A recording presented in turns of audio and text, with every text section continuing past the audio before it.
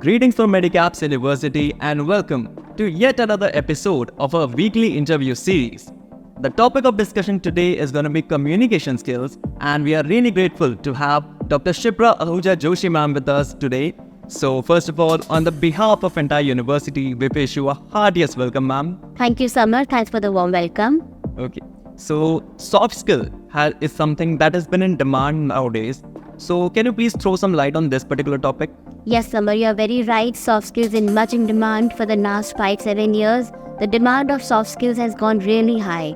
This is because technical skills are of course being earned by all the students, all the prospective candidates. But when it comes to the clear distinction between a good employee and a person who would like to excel many folds, this can happen only with the help of soft skills. Soft skills gives you the right kind of attitude, the right kind of learning curvature. It helps you how you can actually excel in your own companies, how you can deal with your employees, with your subordinates, how you can deal with the clients, with your boss. These all things, the dealing part of everybody with everybody comes under soft skills. So it's very essential nowadays. Okay. What are some qualities that a student should possess for effective communication skills? Communication skills is very essential. Majorly consists of 4 parts: listening, speaking, reading and writing. But that is not just confined to the 4 different parts. By the way, communication skills is one part of soft skills. And when we are dealing with communication skills, we must keep in mind that we are dealing with a person who's actually sitting in some other part of the world or in some other remote village.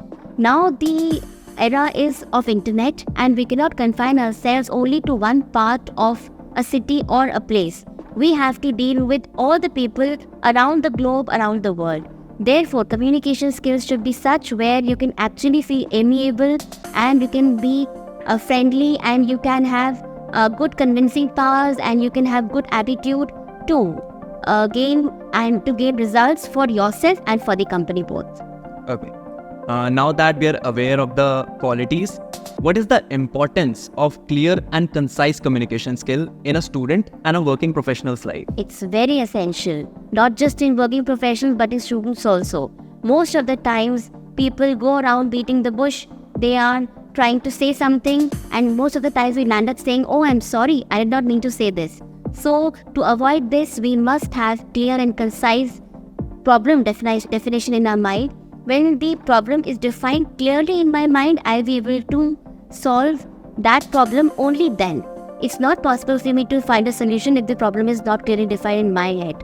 So, by the clear and concise communication, that reduces the problem to one particular point where I can find the bullseye, the right solution to it. Okay. Lastly, what are some techniques that can help you maintain your composure and confidence while you're presenting yourself? Practice makes a man perfect. So the more practice you have, the more times of rehearsals that you do, the more you're going to excel it. The practice is not just about maths or science or any one particular subject or programming. The practice is to go and face in front of the people, to talk to them, to let your ideas out, even to listen to them properly with patience and with the proper kind of attitude. The proper attitude means when I want to learn and when I want to help others. So this is the main kind of attitude which helps me in growth, and of course, then the world is going to be a better place, as Medicaps University always says. Okay. Any last thing you want to add? Yes, nowadays with the growth of internet, there are a lot of distractions and the people are not focused. Though we know that we have a lot of vocabulary, we have a lot of information, but when you should know as a student, as a candidate, when to put that information to the right person and how to serve it in the right way. This is what is communication skills. What to talk, when to talk, how to talk, with whom to talk. So this is, in brief, what you should all be learning. And once you do this, there's nothing stopping you in your career and in your life. Okay.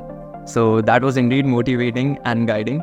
So that will be it. Thank you so much for joining us, ma'am. I am very sure that students now know how important soft skills and communication skills are in their career. So thank you so much for joining, and that will be it.